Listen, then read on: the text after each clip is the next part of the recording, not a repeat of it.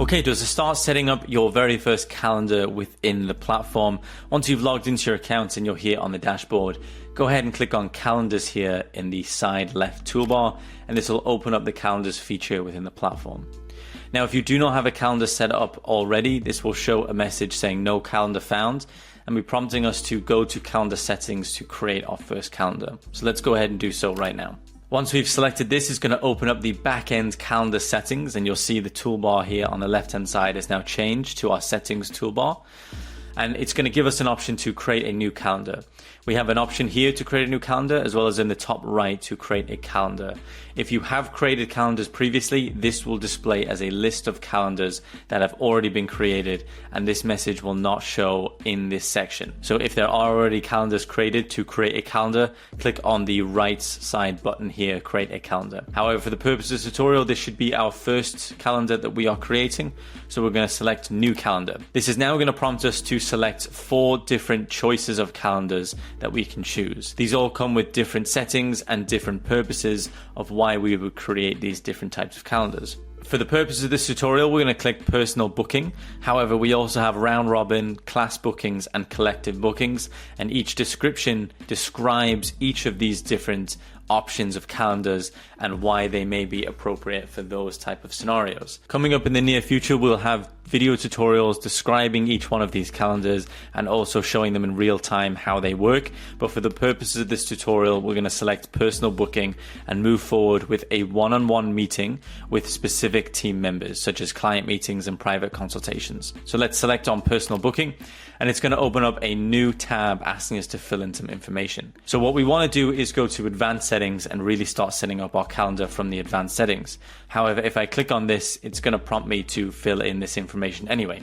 So go ahead and fill in this information. So once you've filled in the information and you've selected the calendar name, the team members, the custom URL, the meeting duration, and the booking availability, now we can select advanced settings, and this is going to bring us the advanced settings in the back end of our calendar and really customize and set up our calendar specifically to our business and our branding. So to start with, we're going to have meeting details. So this is where we can customize the details of the meeting, such as the calendar logo, the calendar name, description, the group, the custom URL, the meeting invite title, as well as the team members associated with this calendar and event colors.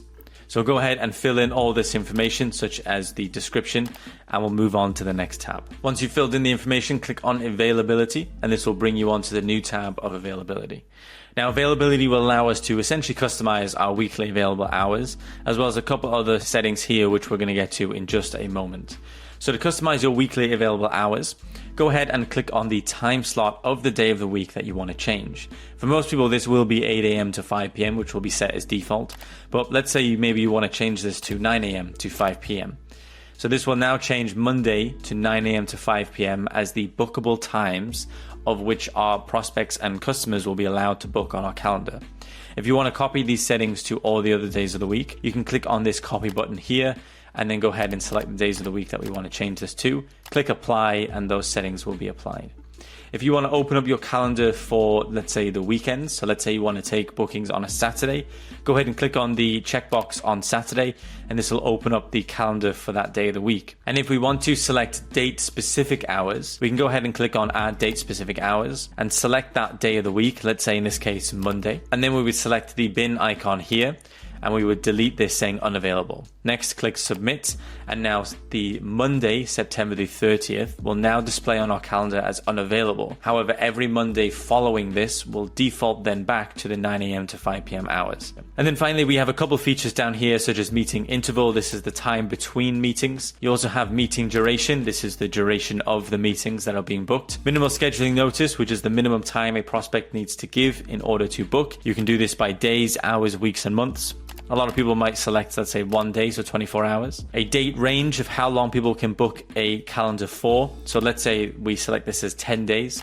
This will mean that a prospect will not be allowed to book in a date or an event after 10 days of appearing on the calendar. So they cannot book further than 10 days of what day they're viewing on the calendar that day. We also have maximum bookings per day. So if you leave this blank, it will just allow you to book as many slots that appear on the calendar as physically possible. normal. However, if you'd like to restrict this to, let's say, maybe 3 bookings per day, you can do so in here as well. You can also select maximum bookings per time slot per user. Now, please bear in mind, this is only for multiple user calendars.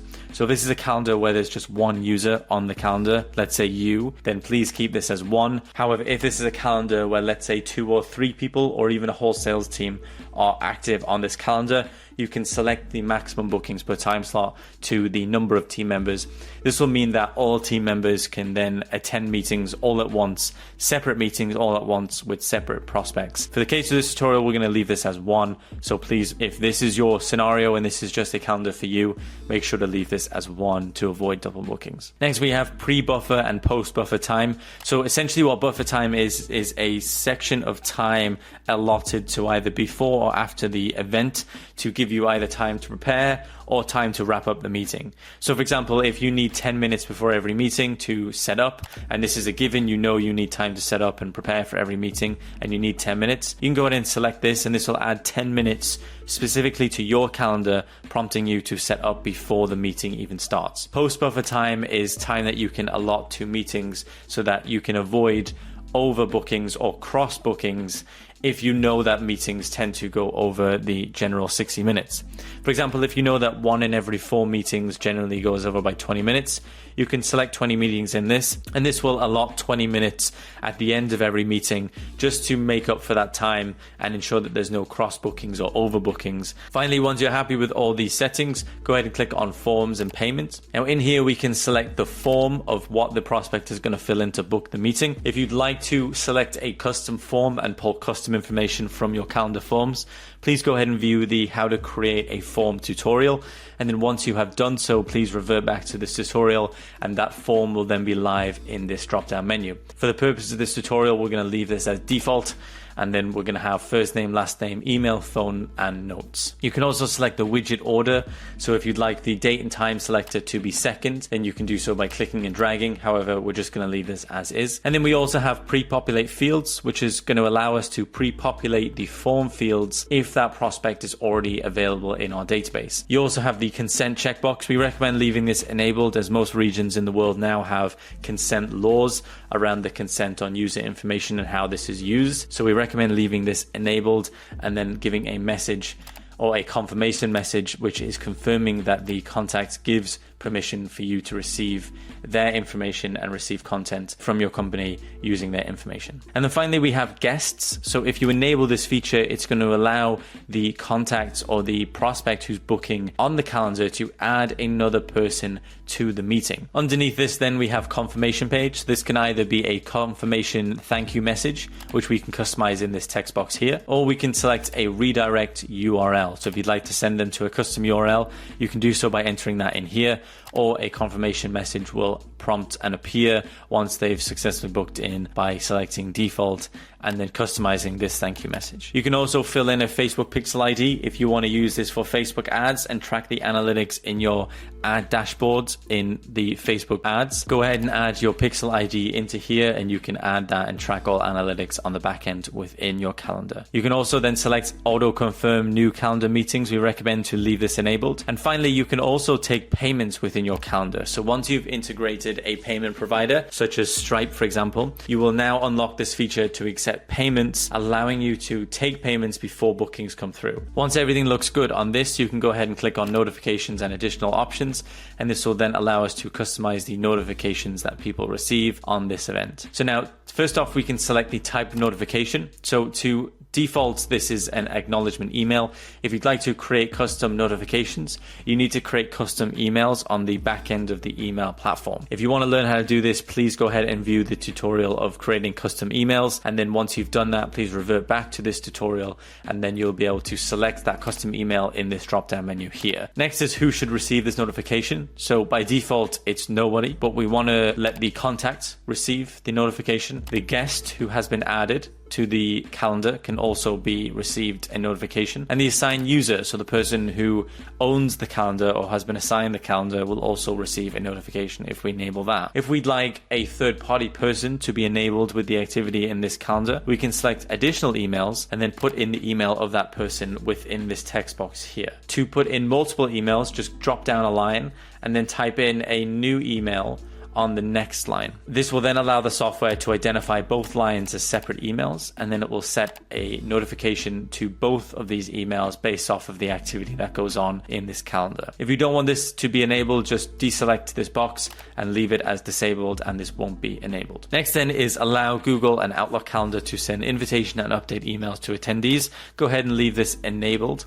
And then assign contacts to their respective calendar team members each time an appointment is booked. Go ahead and leave this enabled, and then skip assigning contact if the contact is already assigned a assigned user.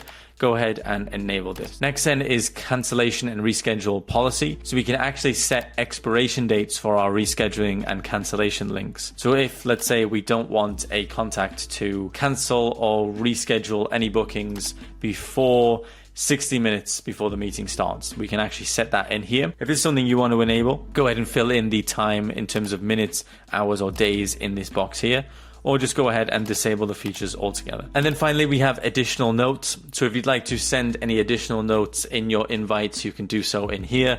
So finally, we have customizations. Now this will allow us to customize the look and feel and ultimately the experience of our calendar when prospects are booking in on the front end. So to start with, we can actually input a calendar cover image in here. This will allow us to input a custom image, either a PNG, JPEG, or GIF file into here, and we can upload this on from our computer into our calendar. We can also set the widget style as either Neo or Classic is our more classical style, which has been used for many years. However, our Neo is our more modern style, which is becoming increasingly more popular and allows us to have more customization as well on the back end. So this Neo style, for the purpose of this tutorial, we will stick with Neo, will then allow us to set the primary color, the background color, as well as the button text and a couple other options down here which we can change. Once you're happy with everything, you can actually preview your calendar by clicking on preview widget down here.